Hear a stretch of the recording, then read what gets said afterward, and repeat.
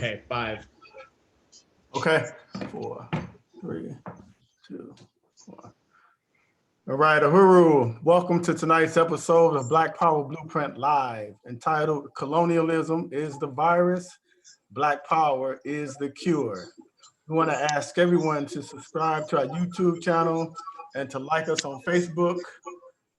My name is Ticharwa Masimba. I'm the Economic Development Director of the Black Power Blueprint here in St. Louis, where we're broadcasting live from North St. Louis during this quarantine from the serious coronavirus, COVID-19, this epidemic that we are facing worldwide.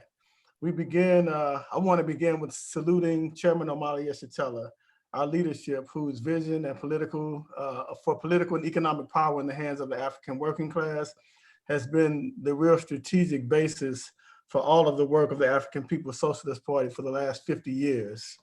As Chairman O'Malley has explained, building inch by inch, we are capturing political terrain and pushing back gentrification here on the north side of St. Louis.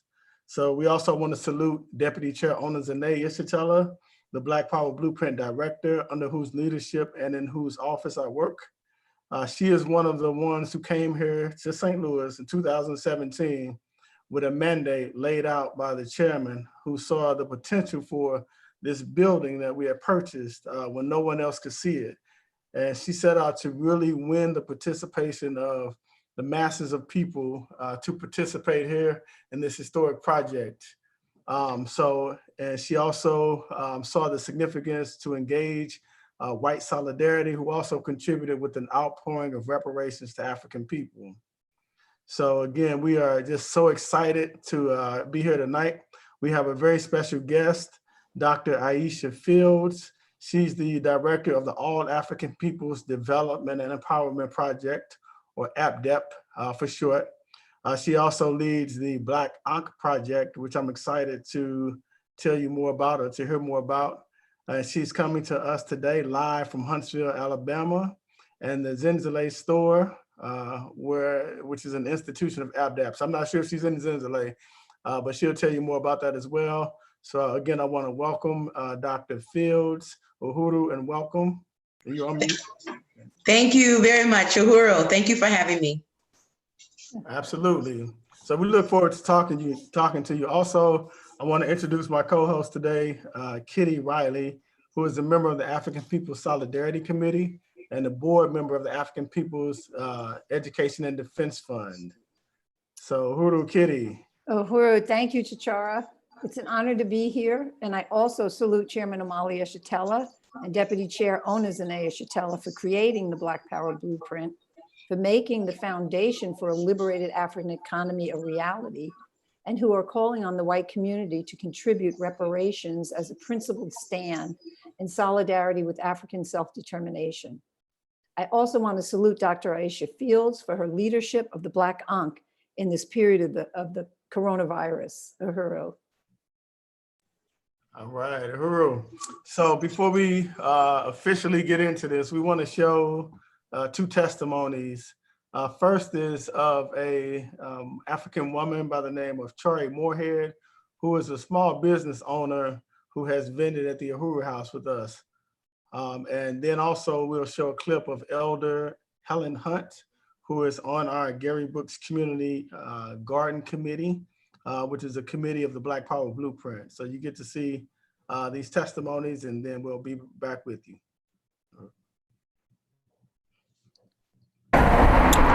Oh, to me, the Black Power movement is for what I've seen, is a very powerful, positive and energetic movement. I love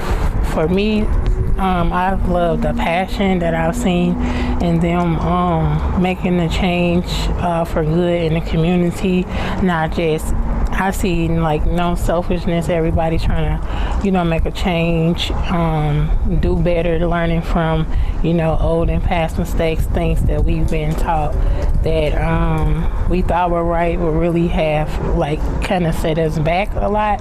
So the information that they give is very educational.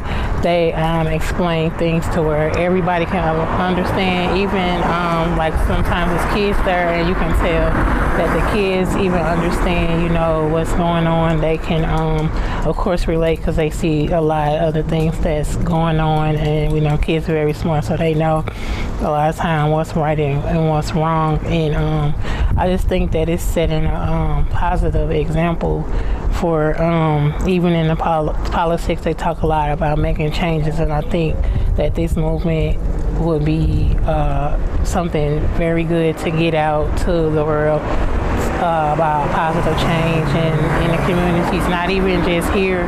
I think that the tools that they are using, it can be used worldwide to bring people together in unity and just doing the right thing. So that's my opinion on that.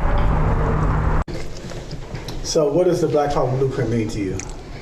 The Black Power Blueprint means to me a way that the Black people can have an actual voice in what is going on in their community. It's a way that we can come together and feel proud about what is happening in our community. And the Black Power Blueprint is the way that I believe is going to unite the community as a community that works together for one cause. The Black people, the Black population coming in power with one voice, being able to take back those things and to add on to our lives a better life and a better way.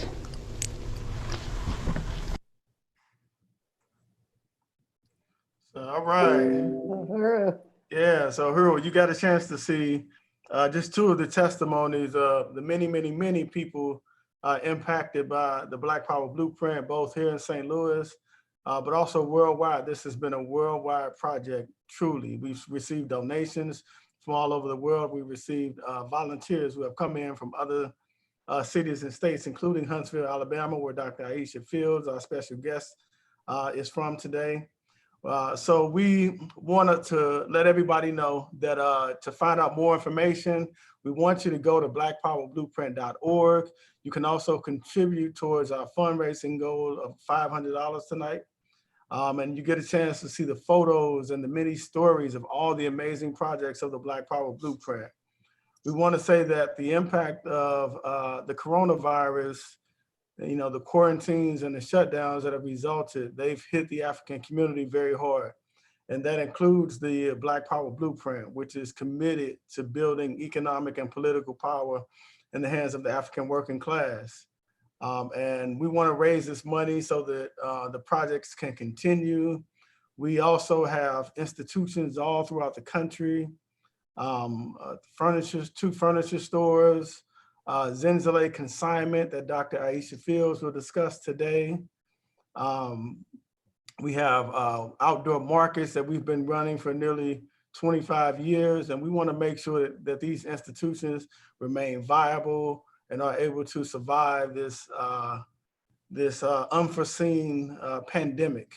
So, here in St. Louis, we have the beautiful red, black, and green flag that is still flying over the right over the event space next to the Uhuru House as part of the Black Power Blueprint.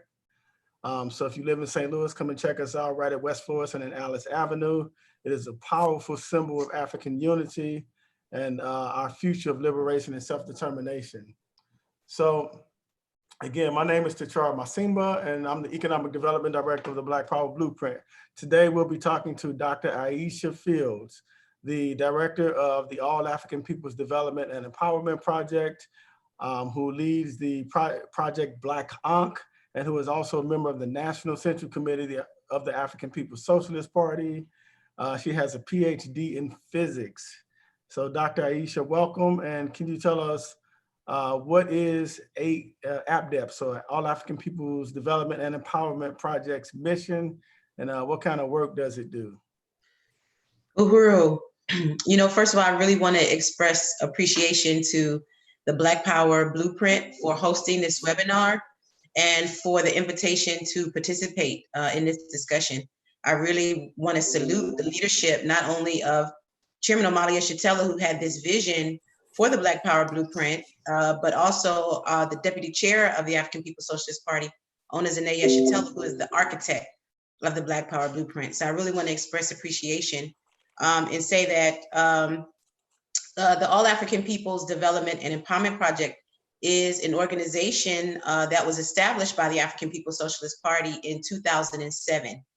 So we're one of the many organizations and institutions of the Uhuru Movement that has a very particular role to play within our, within our movement.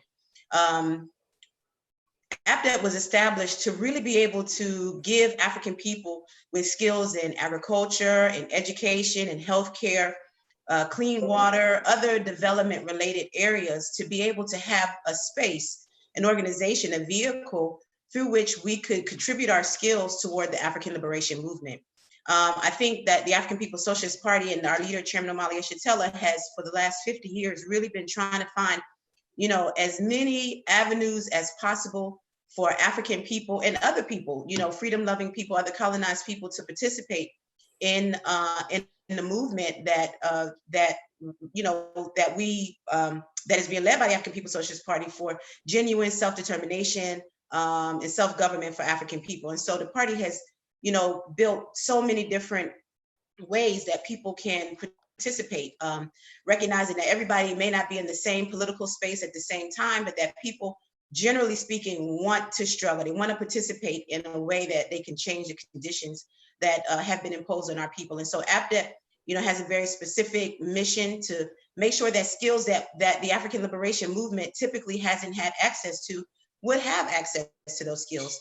And, calling on African people to recognize that the skills that we have, they don't belong to us as individuals. They belong to the community. Recognizing that that we have a role to play, and APDEP, has been, really building since 2007 to build concrete community-based programs, not only on the continent of Africa, but in the United States and African communities in the United States, with the goal of building these programs everywhere African people exist. And so we've done, in particular in West Africa, we've done a lot of work in Sierra Leone around the question of infant and maternal mortality.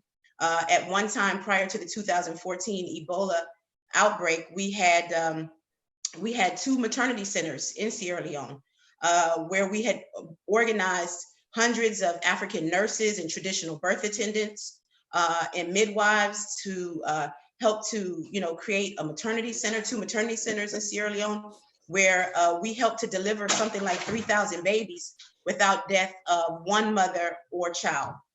We organized community farms.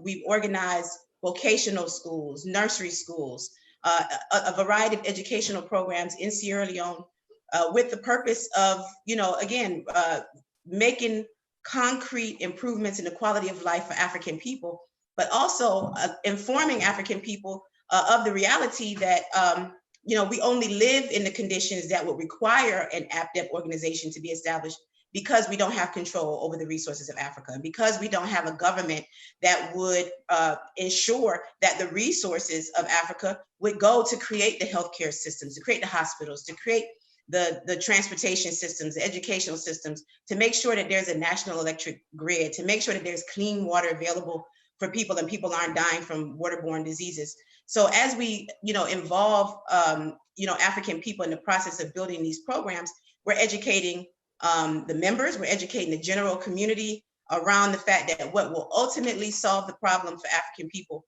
is African resources in African hands, is African people once again becoming a self-determined, self-governing people. And I would say that not only have we, been involved very heavily in work in West Africa, but in various cities in the United States, in Houston, Texas, where we have our oldest community garden, where we've trained community members and young people on how to grow their own food, how to become a self-reliant people again, where we've built community gardens in places like Huntsville, Alabama, Decatur, Alabama, Washington, D.C., and built programs like our Market Scarby Youth Program that offers African children access to hard skills that they typically wouldn't get access to in the colonial education system, and offering them political education, African history and politics, giving them African internationalism, where we've, organized a variety of other kind of healthcare programs addressing issues like diabetes and high blood pressure and other chronic illnesses that African people suffer from, because of the, colonial oppression of our people. So APDEP has been extraordinarily busy since 2007 and, really winning among African people that we have to take up our responsibility, to improve the conditions in our community, conditions that we're not responsible for creating, but that we're responsible for getting out of, and winning the political question that ultimately we can't build enough rainwater harvesting systems. We can't build enough community gardens to solve the problem that African people are confronted with. We got to make the political struggle to put Africa's resources in African hands. Wow, that is really dynamic. I appreciate that. And I heard you say on a presentation you gave, I think yesterday you did it, you went live and you said that, it's important that we don't turn our skills over, sell our skills to the highest bidder. That's not enough, that they have to come back to the African nation and they have to contribute to the liberated Africa, where we control our own resources. And so I appreciate the fact that APDEP puts the political question at the center to say that we can't continue to just simply address symptoms, but we have to get to the core of the contradictions that create, the core contradiction that creates the maternity, rates, low maternity rates, and why we don't have clean water, why we don't have a national electric grid in Africa. So I appreciate that. Where can people go to find out more information? People can go to our website, which is developmentforafrica.org.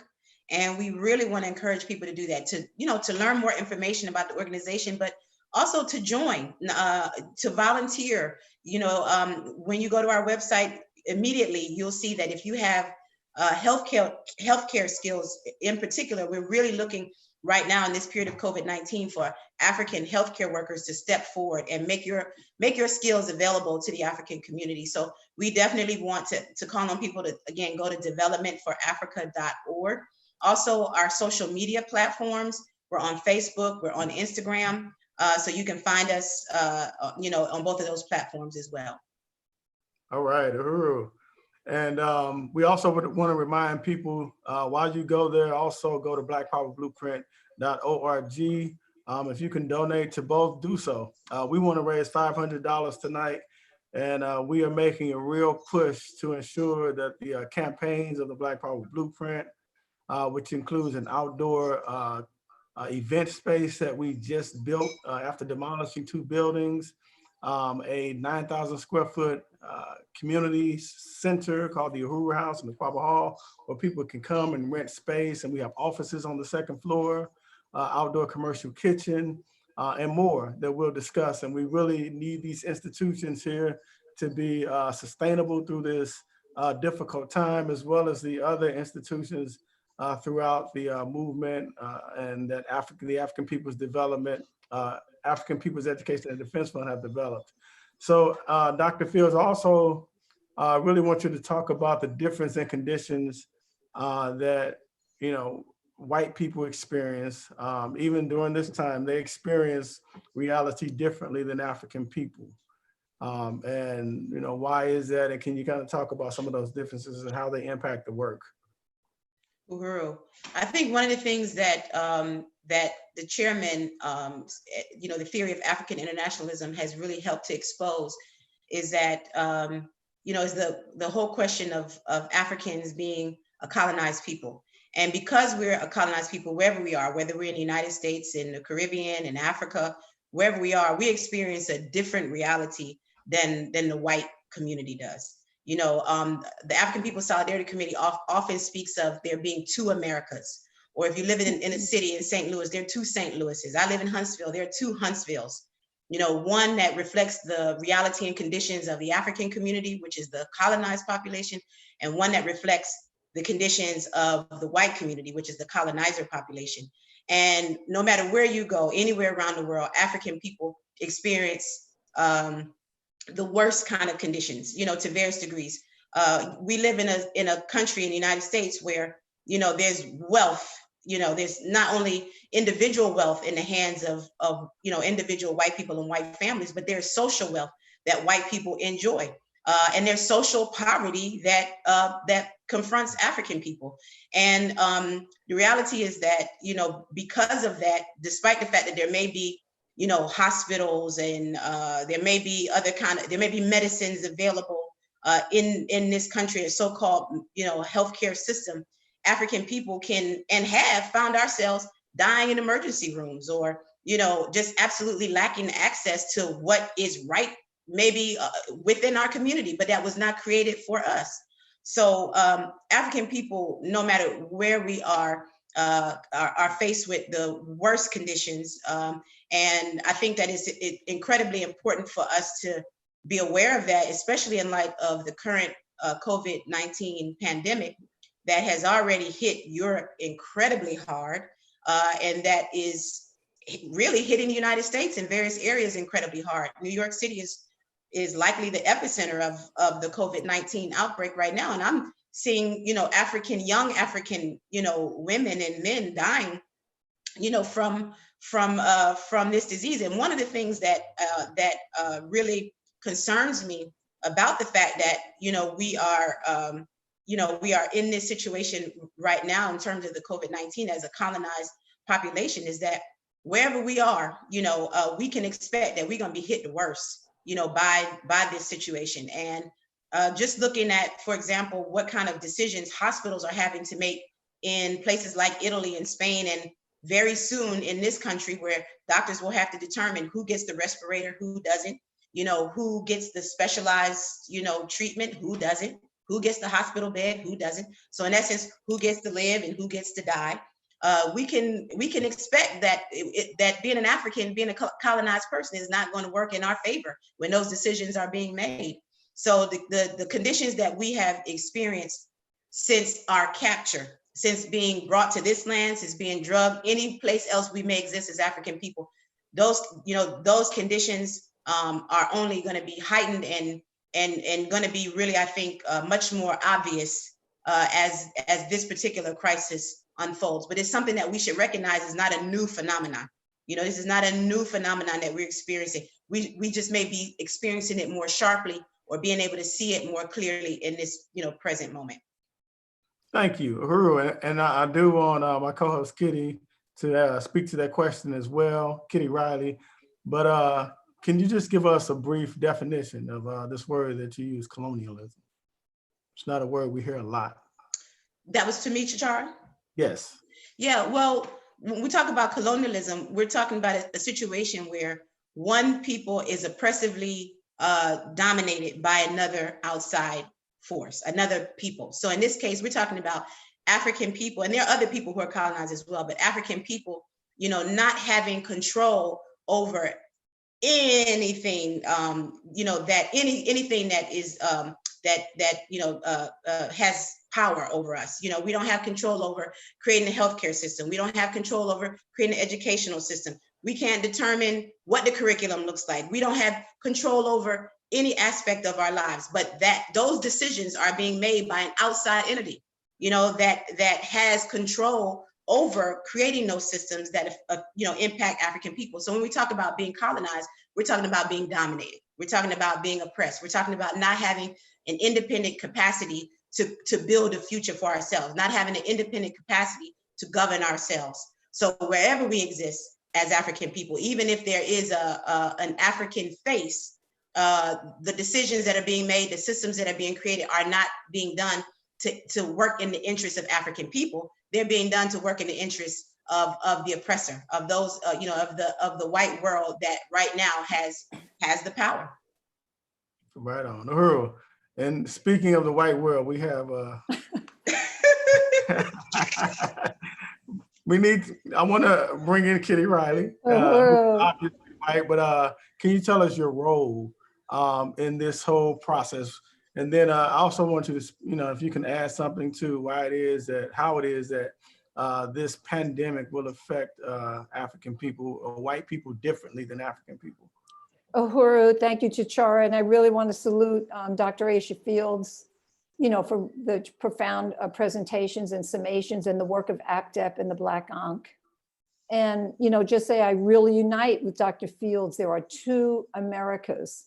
No matter what people think about a worldwide pandemic, there's two worlds here. And, before, as I've been on a lot of webinars listening to Chairman Amalia Shatella has been very profound.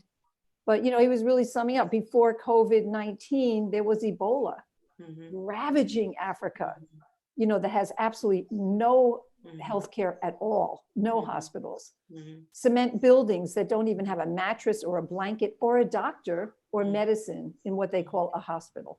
Some slabs you can go in and lie on, but there's nothing to treat you and no one to treat you. Then there was AIDS first ravaging Africa. There was really not called a pandemic. There was no, worldwide outcry. There was no outcry from the white community. So, and before COVID, there was and is the prison system. There is, hunger. There is in North St. Louis, where 30% in the community served by the Black Power Blueprint live on less than $5 a day. That was before the COVID virus. There's no access to food. There's no transportation. There's minimal, any kind of public transportation. The schools have been shut down, way before the COVID virus. In the African community, and the police murders are daily. We watched it on TV. We watched them murdering people on TV for selling a $2 cigarette or whatever they use. There's no outcry. There's no pandemic. There's no response to say this. So, that's the normal that we have gotten passively witnessed. We get used to it. We don't want to get used to it. We want to be outraged by it. And now we have a virus, that's affecting us as well. It's a worldwide pandemic. Europeans, white people are also dying, but we're still saying, don't clutch onto your resources right now. Don't. Yeah, we are quarantined, but we're quarantined in houses that are a result of the kind of incomes we're used to living on, and the social wealth we live with. We are the people that emptied the shelves of Costco, that emptied the shelves of Whole Foods, of Schnucks or Safeway, and also, Trader Joe's. We have these stores in our community. There are so many stores that they aren't as empty as the other stores. There's no way to even get to a store like that from where the Black Power Blueprint is, and so many African communities live by. You can get chips. Okay, so you can empty the store of chips and sugary drinks to prepare for the coronavirus. It is going to impact and is impacting the African community. Because they even say it's going to impact the African community. You got to go to blackpowerblueprint.org now. Don't clutch onto your resources now, because we are experiencing some insecurity of what it's going to be. Give everything over now, because you've got to empower the African working class. It is the African working class building the Black Power Blueprint that is the future for all of us. That's workers' power. That's the leadership of workers' power. And we need to be furious that $4.1 trillion is going to be handed to the moneyed sector running these corporations right now. We need to be outraged. That's the amount that was supposed to be given to African people 1982 for unpaid labor alone from the World Tribunal on reparations for Black people in the US. We have to raise reparations and give reparations. Now is the time more than ever to be doing that. Go to blackpowerblueprint.org. Let's build the resistance and the fight back. And the Black Power Blueprint, APTEP, Black Ankh is leading the response to the COVID-19. And we have to take this opportunity now to acknowledge that we have social wealth. Pour it out now. This is when we need to give to the leadership of the movement that is representing our liberation and our humanity. Uhuru. Yeah, Uhuru, I appreciate that, what you presented, because there's been this discussion between the Democrats and the Republicans about whether to give money to the businesses or to give the money to the employees. And we say, yeah, give the money to the employees, but give it to the Black Power Blueprint, which Get the is list. African workers having power over our own lives. And that's the essential thing, is that we see the bankrupt nature of this social system and its leadership. And we are building the framework and planting the seeds to replace this inept and clearly illegitimate social system. And so when you go to blackpowerblueprint.org, as Kitty says, don't hold on to the resources. We need them now more than ever. And we have to build a dual and contending alternative, a contending alternative with the social system. It's not enough to just not like it. You have to give toward an alternative, competing, contending economy. So that's what we're calling on people to do. We want people to go to blackpowerblueprint.org. Our institutions, our economic development projects, the community that relies on the various institutions of the Black Power Blueprint. We need you now more than ever. We also want people to continue to go to the African People's Education, All African People's Development and Empowerment Project website, which is forafrica.org. Say it again. Developmentforafrica.org. Okay, developmentforafrica.org. And, I'm also reminded of the saying, by Malcolm X. He said that when white people get a cold, Black people get pneumonia. Mm-hmm. So this is what we have to expect in our near future until we put alternative economic institutions, political institutions, social institutions in place. So Dr. Fields also want to talk about this whole question of martial law and FEMA. Can you speak about that process that we see and how it is we are to understand and respond to that? I think that's a really important question, because for African people, the whole question of the COVID-19 is layered. Not only do we have to be concerned about the health implications, but we have to be concerned with the terrain on the ground. We have to be concerned with the government's, response, the military response that this government is already putting in place and will only likely deepen as this virus spreads. It's a very serious question that we're looking at. All we have to do is look at anytime African people rebelled, any kind of rebellion, any kind of righteous rebellion that African people found ourselves, taking on in this country was oftentimes met by the National Guard. That's what sometimes politicians will call in to calm the African community down, not with words, but with the threat of violence, looking at the whole question of FEMA, FEMA was at the helm during Hurricane Katrina. And there were, dogs and cats, being tossed on the boats before Africans, So, we have to be very concerned about what the deepening, military, presence could mean for not only our ability to organize, our people to make sure that they get the kind of healthcare and information that they're going to need during this time, but also what that will likely mean as people find themselves potentially in their homes for a very long period of time without having the things that they need, without having maybe enough food or enough medicines or enough supplies to be able to do what they need to do, and not necessarily because it's not in the stores as white people are concerned about, but because they don't have the resources to get it, So yeah, the stores may be open, the pharmacies may be open, but when I went grocery shopping, when I was starting to see how things were, unfolding and knew I needed some things in my home, and I'm looking at African people who were clearly concerned about what was happening, some of them, and I'm looking at their carts, and I'm initially thinking, why isn't there more in there? Because there's not enough resources to get more of what's needed. So people are just doing what they can to prepare. So as this thing deepens, the response is not likely to be, let's ensure that the African community has the food. Let's set up a supply chain to make sure that those that don't have it have it. Let's set up a supply chain to make sure that people who don't have the medicine, who are taking care of their family members, have it, the response is going to be a military one, because that's what the African community is always met with. That's what the police represent in the African community. That's what the National Guard represents in the African community. That's what the United States military represents anywhere they go around the world.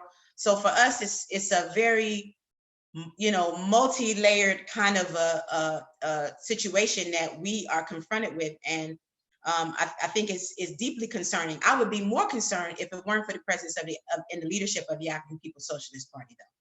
You know, I would, you know, that is the hope that African people have, the leadership of our chairman, Omali Yeshitela, the strategy, the theory, you know, and the practice of African internationalism is what gives our people hope. But there are very serious concerns related to the whole question of the National Guard and FEMA presence, you know, in the community during this time.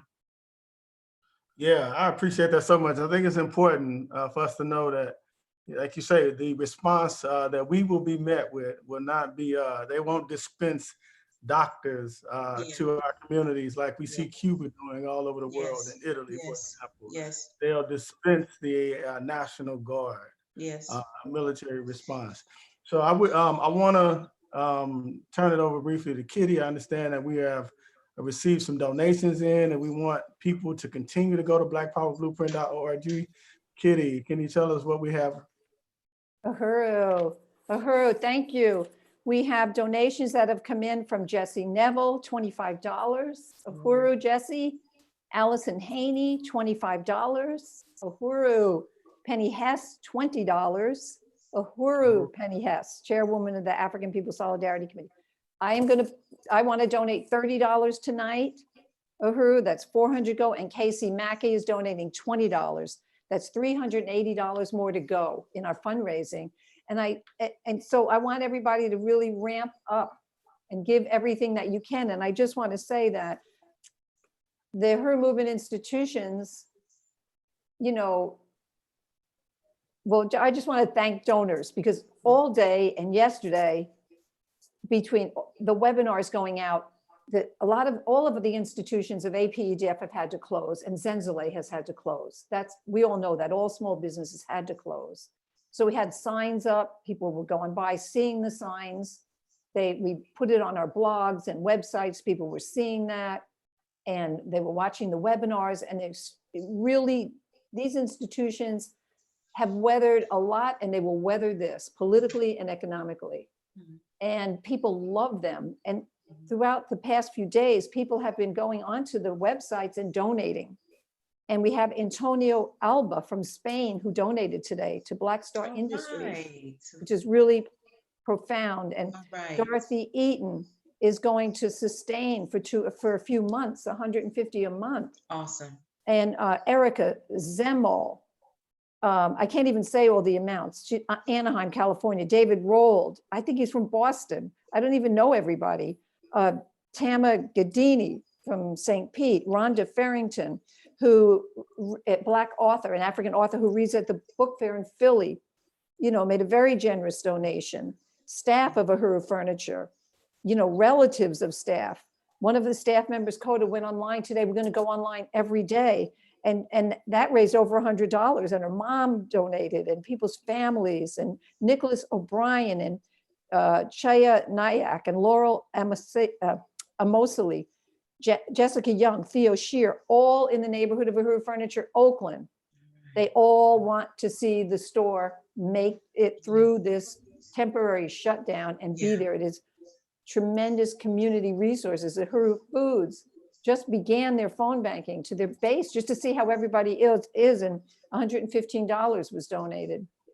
People are finding us on the websites, and also they're really concerned about the institutions. They're so thrilled that we're calling them with our concern of them and volunteers. So I just wanted to say that we have a lot of activity going on, and we need to, because just think of St. Louis, you know, with the Quabba Hall, that's open to the community every week, serves a meal to the community every week, with a political, you know, meeting by MPDM that has the Black Power Blueprint, Musa Bantu Black Power Poetry Nights and open mic. All of this had to be postponed. These are all rich cultural centers, community centers for the community. Also, we had to push back the opening of the One Africa, One Nation market where vendors would be able to make a living establishing that economic program. The one in Philadelphia had to be postponed. The health fair in Philly, April 25th, the health fair in Oakland, April 25th, the health fair in St. Louis on the May 2nd, all had to be pushed back. You know, this is real. This impacts the economy. It impacts the community, which these are beloved economic and political and cultural centers for the community. Zenzele, which has powerful, powerful programs all the time in the community, you know, as well as an economic development project of APDEP. You know, all of the institutions, we had to stop selling food. The markets closed, the Oakland market that we always sold in, the St. Pete market, you know, different wholesaling. So this is the situation right now. And this is the Black Power Blueprint. We want you to go to blackpowerblueprint.org, because this is what's going to push through to the other side of this. Uhuru. Yeah, Uhuru. So again, I'm here. We are here with Dr. Aisha Fields, the director of the All African Peoples Development and Empowerment Project, who leads the Project Black Ankh, and as well as Zenzele Consignment. She's here today as our special guest. And we want to, Dr. Fields, just ask you, you kind of named Katrina, but talk about some of the quote unquote natural disasters where the white community experienced one reality and the African community experienced another one. I think one example that comes to mind is the mudslides in Sierra Leone. A couple of years back, and I think this is something that is not really uncommon because of the deforestation that's taken place in much of Africa, and in particular in Sierra Leone. And because of the structures, the way that the structures of the buildings are built without, you know, really having certain kind of codes, you know, that need to be met. When really sustained heavy rains come, there can be very dangerous mudslides. And a couple of years back, that was the case, and there were buildings toppled, people in their beds, you know, not even knowing that the rains were coming. No emergency warning system, you know, that can alert people that something is happening in the middle of the night, or no, you know, real way of informing people that these are the measures you should take, or here's a shelter that you can go to, or these are kind of things, something is coming. And whole apartment buildings were swept into waters. People were, you know, really, I mean, very desperate situations people were dealing with. And then what I started to learn was that mudslides are not that uncommon. They're not that uncommon. They happen in California and other places, but you don't hear about buildings falling in on people and being swept into the river in California, you know, in white communities where people sometimes build on a mountain that's on a slope that you would think is a very dangerous place to build. But because there's a certain kind of infrastructure that's been put in place to ensure the safety of the white community who live there, and because there's certain kind of emergency, you know, systems put in place to inform the community that there are certain things coming their way, and because there are certain, you know, mechanisms put in place to, you know, to prepare the community for that, you don't hear about, you know, the white community, you know, dying in horrible mudslides. But our people live with that reality and that certainty that, you know, yeah, it happened a couple of years ago, it might happen again tomorrow, you know. So, you know, that's one situation that has come to mind.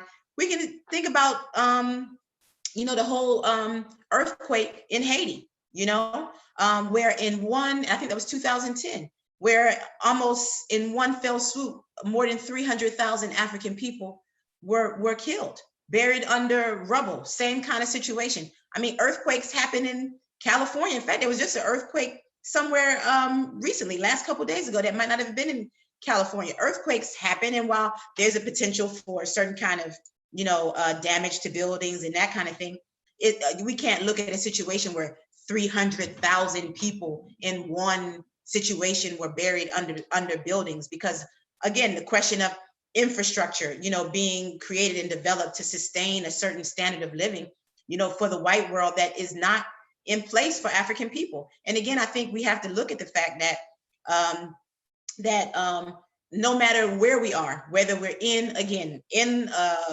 Haiti or in Sierra Leone, where we have African faces who serve as the heads of state, or if we're in a place like the United States where, typically the government is not made up of African people.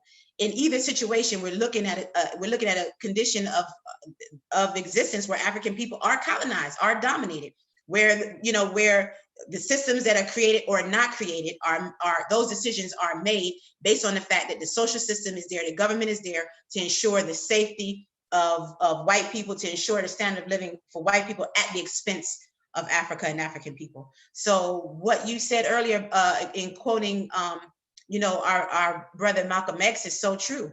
When the white world gets a cold, African people get pneumonia. And that is, unfortunately the case. And what makes us vulnerable, again, is that we don't have the power, that somebody else has the power over our lives.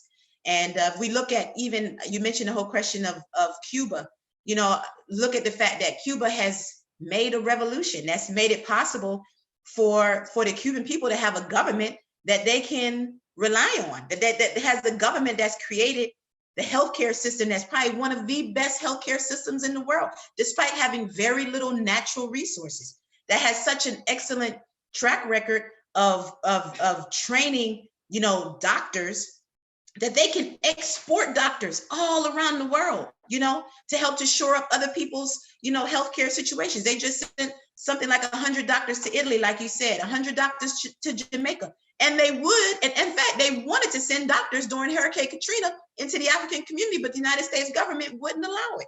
So the reality is, it is possible for African people with the wealth of Africa, with the absolute wealth, not only in terms of natural resources, but in terms of human resources, it is possible for us to have a standard of living, for us to have a situation that doesn't keep us vulnerable like this. But we're incredibly vulnerable because we don't have power over our lives. Somebody else does. Yeah, Uhuru. And so what we call natural disasters are not a consequence of nature as such, but a consequence of our inability to control direct nature, Yes. because we don't have control over our own capacity to produce. Yes. Kitty Riley, my co-host, did you want to add anything to that? Uhuru, I want to really thank Dr. H. Field, and everybody is donating. I want to let everyone know, acknowledge everybody who's been donating while you are presenting. So this is very, very, exciting. Ron Hudson donated $25. Right. And I believe he lives in Washington State, which has been very hard hit with the coronavirus. Ruby Gildeson donated $50 from Philadelphia.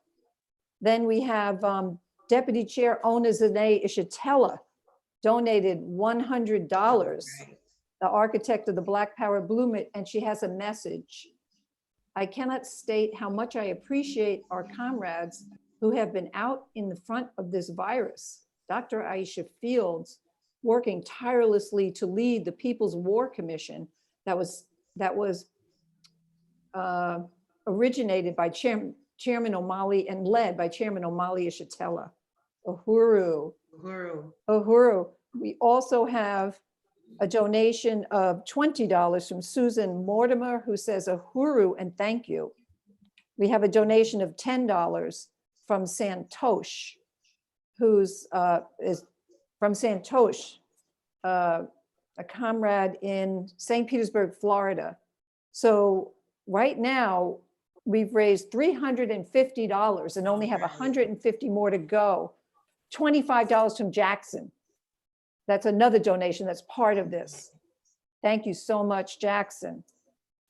So people really, really want to see the Black Power Blueprint continue its leadership role in this period of the coronavirus. And, I just want to unite. I just wanted to say one thing. I so unite with everything Dr. Aisha Fields is raising.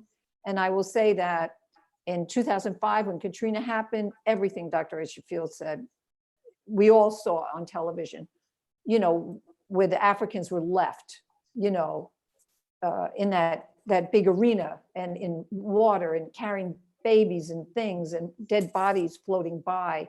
and they were never evacuated. Didn't have what we had. We had SUVs, credit cards to get gas, to get out of New Orleans. And I never forget the interview with the woman who heads up the Red Cross when she said, we never intended to go into New Orleans. So they're sitting out in Louisiana somewhere, waiting for all the people who could pull up in their SUVs. She said, we never intended. That wouldn't be the Black Ankh. And that's why I really salute the Black Ankh program of All African Peoples Development Empowerment Project and Dr. Aisha Fields. And the other thing was about Haiti, the earthquake in Haiti that Dr. Fields summed up so much in 2010, where 300,000 African people were killed. $3.5 billion was donated within 4 days. And that meant Africans responded. It meant it was resources that people had to give, like under the mattress resources. It wasn't like it was in their IRA or anything. 3.5 billion was donated in 4 days.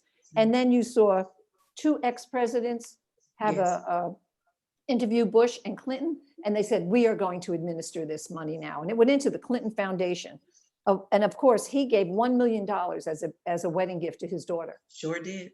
Yeah, this is theft. Sure This is did. African resources. This is what we're talking about. This is why we have to keep turning over all the resources and reparations. Keep reparating it, giving it over, turning it over. Go to blackpowerblueprint.org. Thank you. All right, Uhuru, thank you for that contribution. And yeah, the Red Cross is a criminal organization as far as the Black African community is concerned. And I saw some people, I heard some people talking about, you know, be careful. People may come to your houses pretending to be the Red Cross when in fact they may be thieves. And the fact is the Red Cross are thieves. And that's why Marcus Garvey created the Black Cross Nurses. Yes. And that is why the All African Peoples Development and Empowerment Project created Project Black Ankh. So we'll talk about that in just a bit. And we want to really stress to people, go to blackpowerblueprint.org, look at pictures, videos of all of the economic development projects that we've waged in the last 3 years.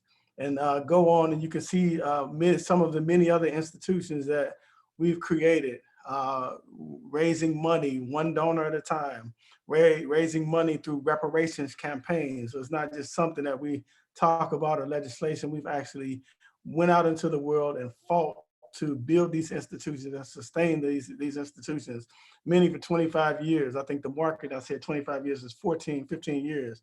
But this is the work that we've been doing to really create a contending economy. And just to say that Deputy Chair Onozene Yeshitela, as we said, is my leadership and who is the architect of the Black Power Blueprint.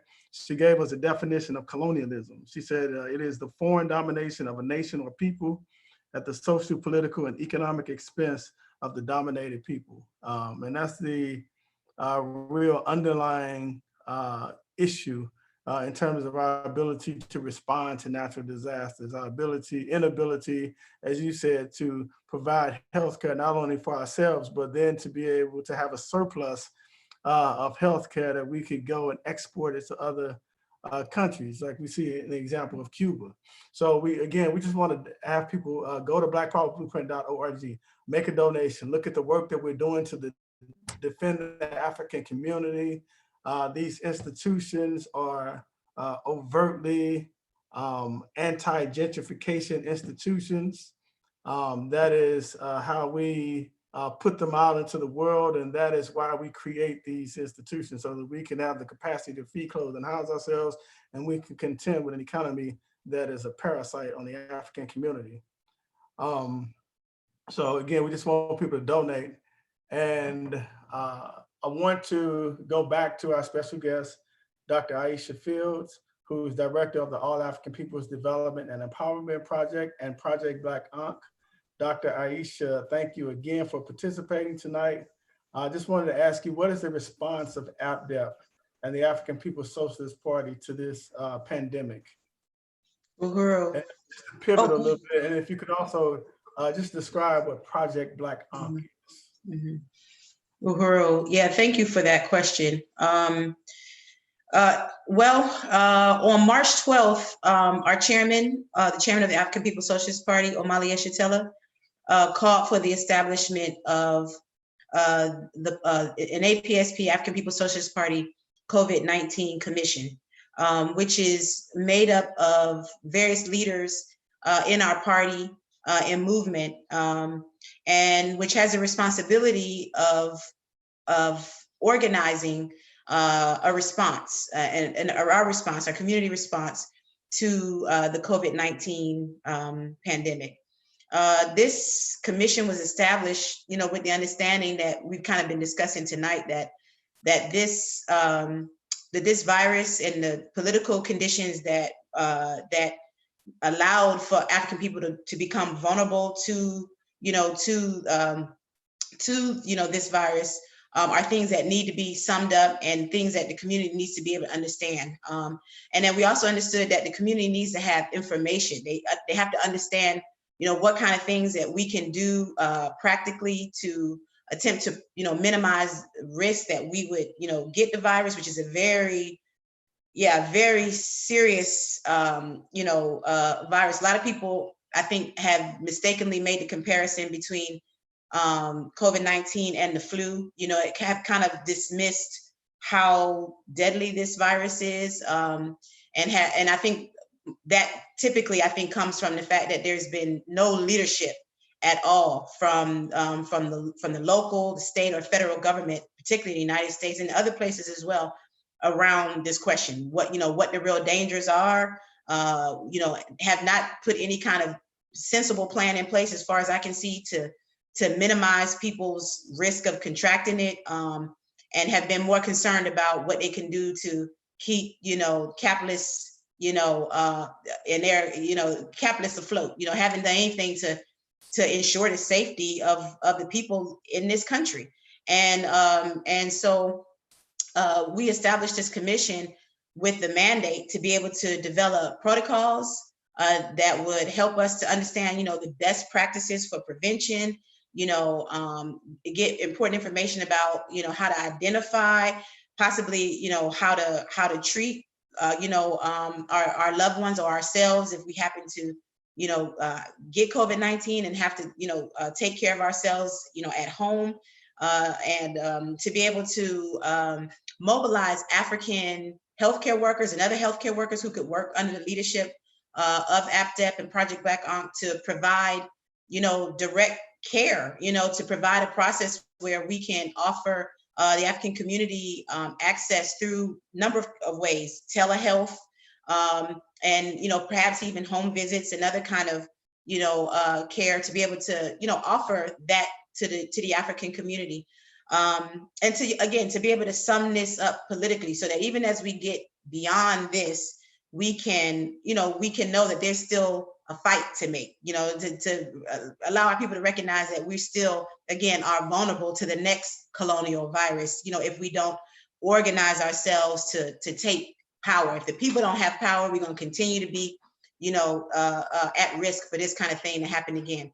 And also, part of what we've been really doing most recently is not only trying to call on people to offer their skills, but to be a resource of information, not only online on our online platforms, our social media platforms, on our websites, but we've been actively going out into the community, distributing information around COVID-19.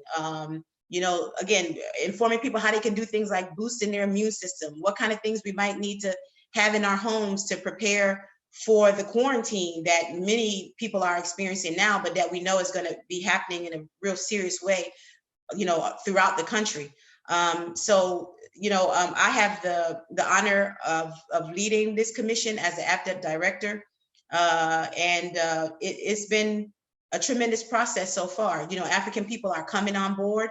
They're offering their skills. They're making themselves available to address even some of the other kind of issues, like how are we going to deal with homeschooling our children now? Now that schools are closed, how are we going to looking at the question of this importance of growing our own food right now? Never again should African people be be caught unaware. We should be growing our own food. We need to be doing things that allow us to be as self-sufficient as possible.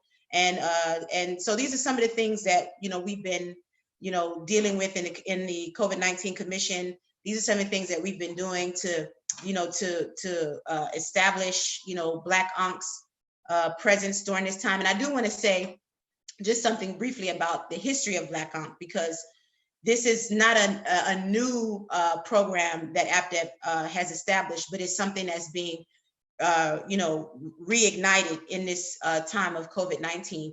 But for many years, the party rightly understood that we as African people needed to have our own emergency response capacity, that we needed to have the ability to respond to the issues like the Katrina situation and the earthquake in Haiti, and when there are hurricanes or when there are tornadoes that happen on a regular basis, that we needed to have the ability to respond, not only in this country, but anywhere we are as African people. And again, as you and Kitty rightly summed up, we can't rely on organizations like the Red Cross or the Clinton Foundation or any other organization to meet the needs of African people. In fact, we've been betrayed time and time again, by these organizations. I think even the Red Cross, they did something like build 3 houses with close to $1 billion that they got for resources that were supposed to be for the Haiti earthquake situation. So we can't rely on these organizations. We recognize that we have to have our own independent capacity to respond to these situations as African people, and so in 2014, at that time we had quite a few programs on the ground in Sierra Leone, and that was when Ebola really hit West Africa very hard, and it hit Sierra Leone very hard. And while we didn't have the capacity to provide direct care to people who were struck with Ebola, we did, based on the kind of skills that we had at that time in APDEP, both on the ground in Sierra Leone and outside of the country, recognize that there were some things that we could do. We established the first program of Black Ankh there in response to the Ebola epidemic in West Africa, where we organized the training of more than 50 community health workers, regular everyday people, that were trained under this Black Ankh process on the prevention and identification of Ebola virus disease. We connected with more than 40 Ebola survivors and their family, providing them with food, water, sanitation supplies, medicines. We also did a lot of work around the whole question of stigma. A lot of people who had suffered from Ebola and their families were having a hard time reintegrating into their communities because people were so fearful. People were just, dropping dead left and right. There were mass graves that were, being dug with hundreds of our people, just being thrown into mass graves. And so people were really very frightened, and so what we did was to organize a campaign where we worked with like community entertainers, comedians and other kind of community entertainers to develop jingles, to develop little mini skits that they would take out into the markets and out into various parts of the community, raising up, Ebola survivors as heroes, informing the community that we should embrace them, that we shouldn't reject them, and now's the time to hold them up and to support them. And I think that since that time, we knew that we had to be able to build Project Black Ankh as a permanent program. And we, at different times, we had other kind of responses, by Black Ankh, in particular around the Hurricane Harvey. We had a response in Houston where we, helped to provide, food and supplies to African communities that were hit hard by Harvey in, I think that was 2017. But we saw that in this period of COVID-19, that we have to not only reignite Black Ankh now, but we have to build it as a permanent, standing program of APDEP that beyond COVID-19 can respond to any kind of emergency that affects African people anywhere. And that's the kind of capacity that we're working very hard to build right now. All right, Uhuru, I really appreciate that. And I love Project Black Ankh. I love the whole notion of it, and partly because you hear people talk about, the Ankh, and they go back to ancient Egypt, or what people refer to as Kemet. And it's a very abstract, metaphysical, kind of escapist study of history. People just escape into this metaphysical idea about what we did in the past, but we've taken the symbol of the African past, and we've used it to solve problems today. You know what I mean? And to do so in this very real way, where we are rapid responders. I mean, that's the goal, that we can respond to all of these crises. And then, like you say, not just to respond to the individual crisis, but to go beyond that, to look at what is the core contradiction responsible for it. So we appreciate you so much. We are just about to close out. We do have maybe one more question. We want to encourage people to go to developmentforafrica.org to see more work by Dr. Aisha Fields and the All African People's Development and Empowerment Project and Project Black Ankh. We also want to tell people you have to go to blackpowerblueprint.org, see the projects that we are doing, donate. Right now, you can donate at blackpowerblueprint.org so that we can continue the development projects, so the institutions that we've built over the last 25 or so years can remain open. Do we have other donations? Kitty Riley. Uhuru Ticharwa, thank you. People are really appreciating, the webinar tonight and the leadership of Dr. Aisha Fields and the Black Power Blueprint. We have a donation from an USM activist, Ali Aiello, of $15, which is Uhuru Ali Aiello. We have a donation from a supporter and donor, Eugene West from St. Louis, of $20. That is Ticharwa's brother, Uhuru, Eugene. And then we have a $25 donation from Janice Kant, who works so diligently towards the Black Power Blueprint. So right now I have, $410 raised of our $500 goal and $90 more to go. So I do want to let people know, keep it coming, because the Black Power Blueprint's next projects that were just kind of put on hold has to do with everything Dr. Aisha Fields is talking about, the Black community having control over food, having power over their own communities and food. And the next project is, we got the donated garden shed from Diana and Jim. We're ready to put it up now that spring is here. We want to get the lumber is on hold to build the vegetable garden boxes, put them together into the outdoor venue space and start planting the vegetables, get some food growing right now and throw out the grass seed. That's where we're at right now and waiting for the opportunity to be able to get out there and do this. Part of the overall Black Power Blueprint. So I really appreciate everyone who's donated, and I really, want to call on other white people to take a stand of reparations, as people have done throughout the night tonight. And it's just been an honor to work under the leadership of Chairman Amalia Shatella and Deputy Chair Zanaya Shatella as a member of the African People Solidarity Committee. And we are all about reparations, returning the stolen wealth of Africa and stolen labor, genius, and science. This is not charity, this is reparations. So go to blackpowerblueprint.org, and it looks like people are.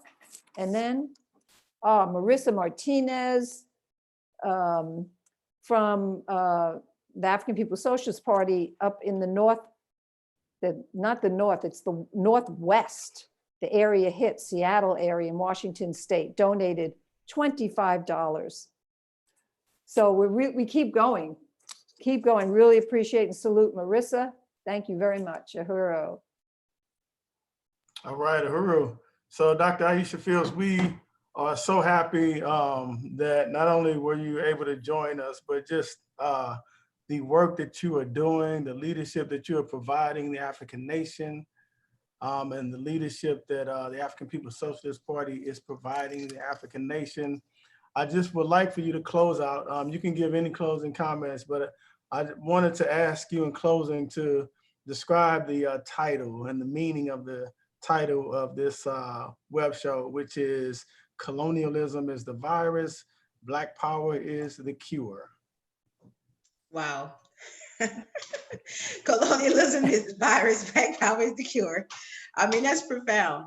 That's profound. I think that the chairman, Omali Yeshitela, I think as Comrade Kitty mentioned earlier, he's been really deepening our whole understanding around this question. And the reality is, before there was this COVID-19 virus, there was, and there still is, you know, the conditions that African people are confronted with on a daily basis due to the fact that we're a colonized people, you know, and it manifests itself in a million different ways. And we can, you know, we can all, you know, if we want to, very clearly see that that even prior to now, there was a virus. The virus was colonialism. There is a virus.